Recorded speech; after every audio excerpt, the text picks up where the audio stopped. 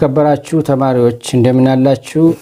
እንግዲህ ስኬት ምስጢሮች ለተማሪዎች ብለን ስንጀምር የአንደኛ ደረጃ ተማሪዎች፣ ሁለተኛ ደረጃ ተማሪዎች፣ የኮሌጅ እና ዩኒቨርሲቲ ተማሪዎችን የሚያጠቃልል ስለሆነ መረጃውን ምክሩን ሁላችሁም እንድትከታተሉ ጋብዛችኋለሁ።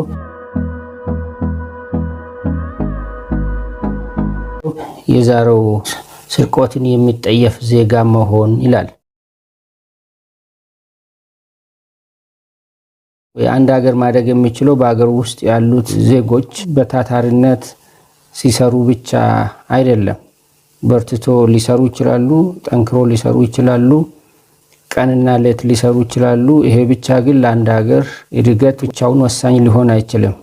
ምክንያቱም በሰሩት ልክ ደግሞ የማይሰርቅ የማይዘርፍ ዜጋም ሲሆኑ ጭምር ነውና መስራት ብቻውን ዋጋ የለውም እና ስርቆት ደግሞ ቁሳቁስና ገንዘብ ብቻ ሳይሆን በትምህርት ዓለም በሰነፍ ተማሪዎች የሚፈጸም የፈተና ኩረጃ፣ አሳይመንቲንግ ከሌሎች የመገልበጥ ሁኔታ፣ መመረቂያ ጽሁፎችን የሌላን ሰው ገልብጦ የራሳቸው እንደሆነ ያስመስለው ስማቸውን ጽፎ ማስገባት፣ እነዚህ ነገሮች በከፍተኛ ደረጃ በትምህርት ዓለም ውስጥ በሰነፍ ተማሪዎች የሚፈጸሙ የስርቆት አይነቶች ናቸው። ለሀገር እድገት ጸር የሆኑ ነገሮች ናቸው። በዋናነት ትኩረት የምናደርግባቸው ዛሬ እንግዲህ አንድ ተማሪ በትምህርቱ ላይ ትኩረት ሰጥቶ መማር፣ ማጥናት፣ ውጤት ማስመዝገብ ሲገባው ወደ መስረቅ፣ መኮረጅ፣ አሳይመንት መገልበጥ፣ ጥናታዊ ጽሁፎችን የሰውን መገልበጥ፣ እነዚህ ነገሮች አሁን እንደ መብትም እየተቆጠሩ መጥተዋል። ፈተናን መስረቅ የለመዱ ተማሪዎች ቢያነቡም ባያነቡም የሚገባቸው ስለማይመስላቸው ከማንበብ ይልቅ በሰው ላይ ተንጠልጥሎ ሌላውን ተማሪ ተስፋ አድርጎ ወደ ፈተና ክፍል ይመጣሉ። ስለዚህ ማንበብ አይፈልጉም። ባነብም አይገባኝም ብሎ ራሳቸውን ስላሳመኑ ለስርቆት ብቻ ማለትም ለኩረጃ ብቻ ተዘጋጅተው ወደ ፈተና ክፍል ይመጣሉ። ከተሳካላቸው በዚህ ተግባራቸው በመቀጠል እንግዲህ እነዚህ ተማሪዎች ምን ያደርጋሉ?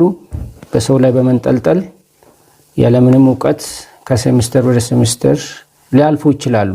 ሁሌ በየሴሚስተሩ እየሰረቁ እየኮረጁ የአሳይመንቱንም ይሁን የተርም ፔፐሩንም ይሁን ክላስ ፈተናውን የፋይናል ኤግዛም፣ ሚድ ኤግዛም የምንላቸውን በተለያየ ጊዜ የሚሰጡትን ፈተናዎች ሌሎች ተማሪዎችን ተስፋ በማድረግ ሳይዘጋጁ ወደ ፈተና ክፍል ይመጡና ከነሱ በመኮረጅ ከተሳካላቸው ከሴሚስተር ወደ ሴሚስተር እያለፉ ሊቀጥሉ ይችላሉ።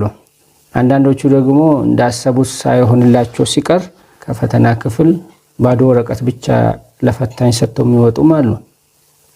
የተሳካላቸው አስቀድሞ ካመቻቹት ወይ ካዘጋጁት ሰው ካሰቡት ሰው ገልብጦ ሊሰጡ ይችላሉ። ያልተሳካላቸው ደግሞ ምንም አንብበው ስላልመጡ የሚመልሱት መልስ ስለሌለ ባዶ ወረቀት የሚመልሱበት ሁኔታም አለ።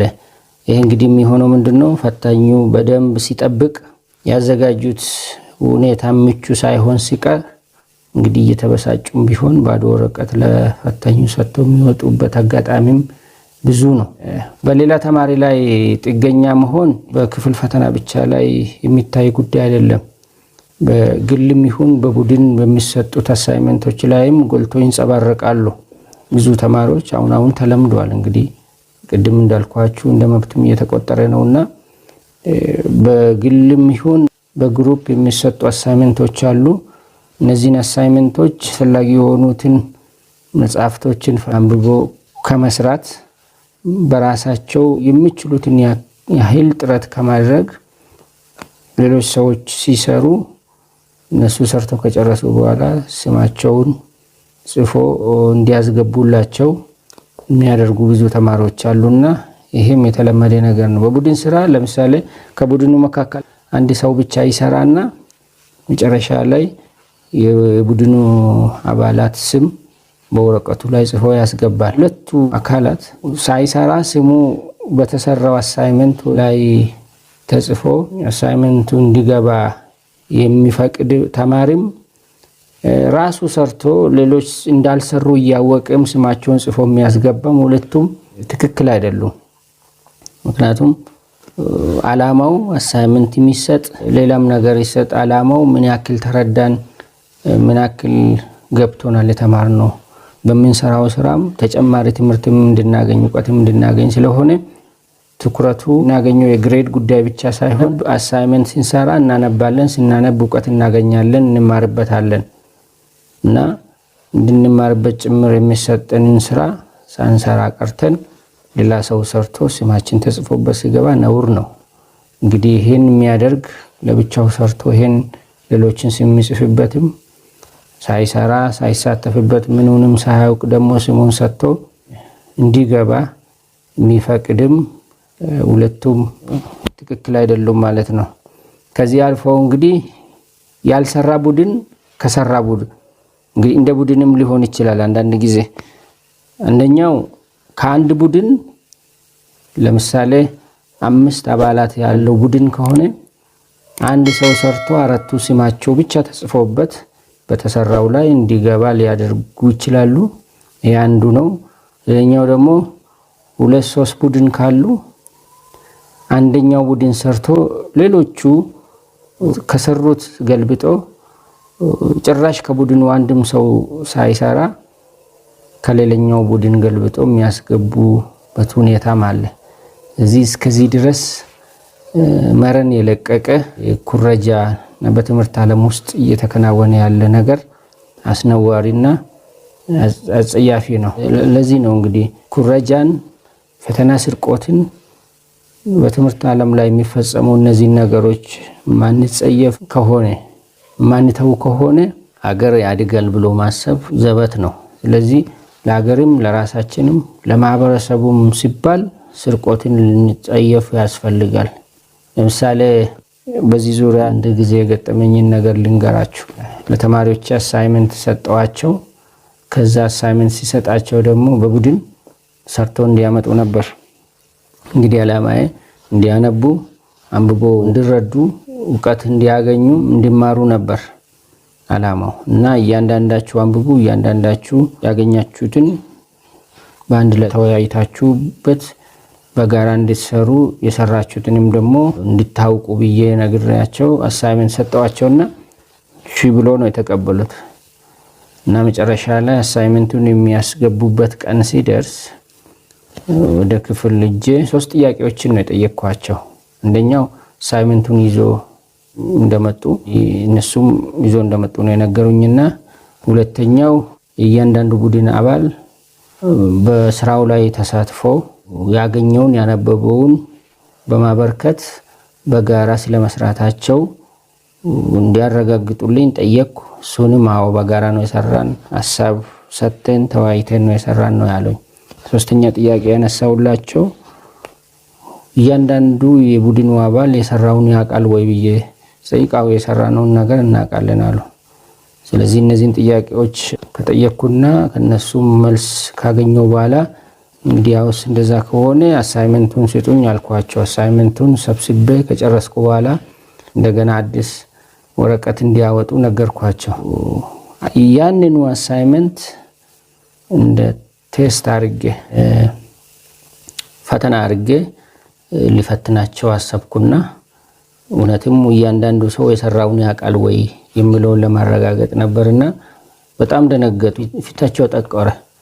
ያልጠበቁት ነገር ነበርና ከዛ በኋላ ምንም ማድረግ አልቻሉም። ወረቀት አወጡ፣ ፈተናውን ተፈተኑ። እኔም ወደ ቤት ይዤ ሄድኩ። አሳይመንቱንና ፈተናውን አንድ ላይ ወደ ቤት ይዤ ከዛ ሁለቱንም አረምኩ። ሳስተያያቸው በጣም የሚገርም ነገር ነው ያየሁት የገጠመኝና አሳይመንቱን እያንዳንዱ ቡድን ከ10 ከ7 በታች ያገኘ የለም። በተቃራኒው ፈተናውን እንግዲህ ፈተናው ማለት አሳይመንቱ ራሱ ነው። በተቃራኒው ደግሞ በፈተናው በአሳይመንቱ ያገኙትን ያገኘ ከእያንዳንዱ ቡድን አንዳንድ ሰው ብቻ ነው። ሌሎቹ ዝቅተኛ ነጥብ ነው ያገኙትና የመለሱት።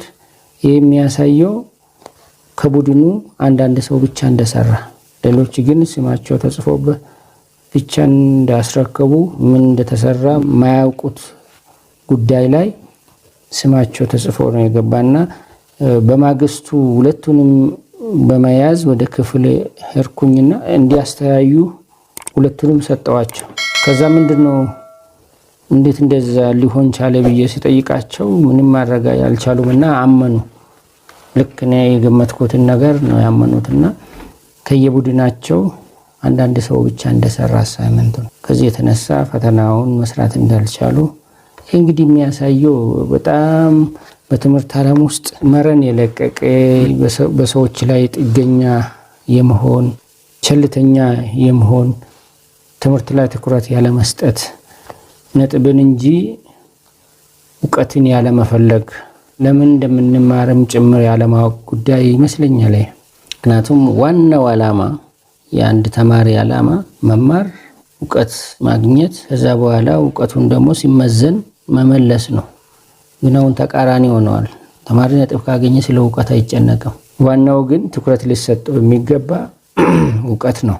እውቀት ሲኖር ሌላው ነገር ነጥቡም ግሬዱም ይኖራልና እና እነዚህ ልጆች በከፍተኛ ደረጃ መከርኳቸው።